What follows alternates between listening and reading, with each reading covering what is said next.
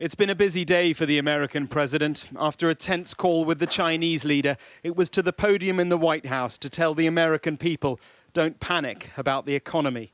But let me just give you what the facts are in terms of the state of the economy. Number one, we have a record job market of record unemployment of 3.6% today. We've created 9 million new jobs so far, just since I became president. That doesn't sound like a recession to me. Thank you very much.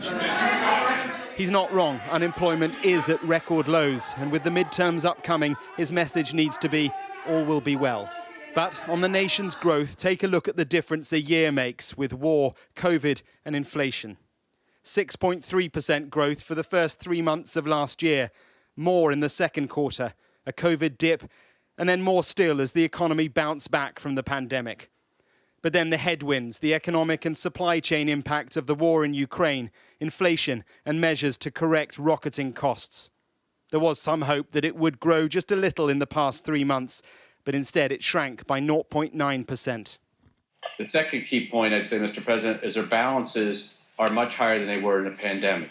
With the chief executives of some of America's top companies, the message was that his path is the right one. But the global challenges are unprecedented. Time again to test that old cliche, when America sneezes, the world catches a cold. What I'm really worried about, and I suspect the rest of the world is really worried about, is if the real economy slows in the US, but inflation remains high. That is the worst of both worlds, and it suggests that we have darker days ahead. And that's when the world does catch a cold.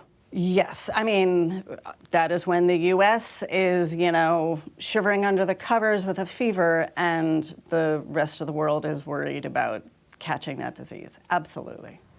Recession or not, the economic balances right now are delicate and dependent on so much, and at a time when things feel particularly unpredictable. Mark Stone, Sky News in Washington.